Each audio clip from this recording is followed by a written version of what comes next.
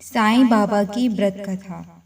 माना जाता है कि साईं बाबा का व्रत रखना अति उत्तम माना जाता है, लेकिन इस व्रत को रखने से व्यक्ति की सभी इच्छाओं की पूर्ति होती है। साईं बाबा के व्रत में व्रत कथा का बहुत अधिक महत्व है।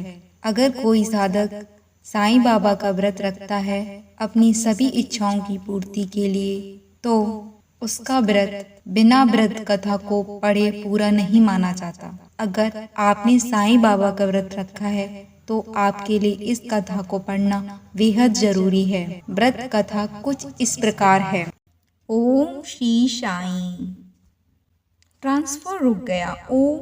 शिल्पा बहन एक कंपनी में नौकरी करती थी। एक दिन उनका ट्रांसफर ऑर्डर आया। उनका ट्रांसफर लखनऊ से बहुत दूर आगरा हो गया।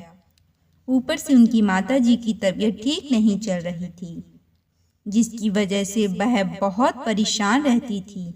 उन्होंने कई लोगों से विनती की, लेकिन ट्रांसफर नहीं रुका और ऑर्डर मिला कि 10 दिन के अंदर यदि आगरा ऑफिस में हाजिर नहीं हुए तो नौकरी से निकाल दिया जाएगा। संयोगवश उसी दिन उसकी सहेली नंदिता उससे मिलने आई।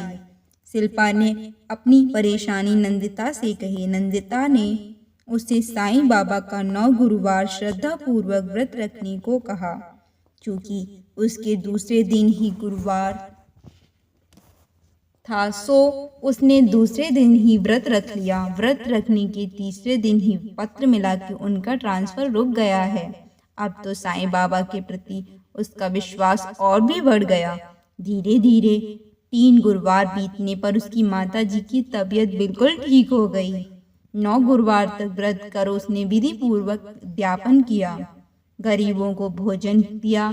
साईं महिमा का प्रचार करने के लिए साईं व्रत की 51 पुस्तकें बांटी। ऐसी है श्री साईं बाबा व्रत की महिमा। प्रेम से बोलो अनंत कोटि ब्रह्मांड नायक राजाधिराज योगीराज परम ब्रह्म श्री सच्चिदानंद सद्गुरु साईनाथ महाराज की जय।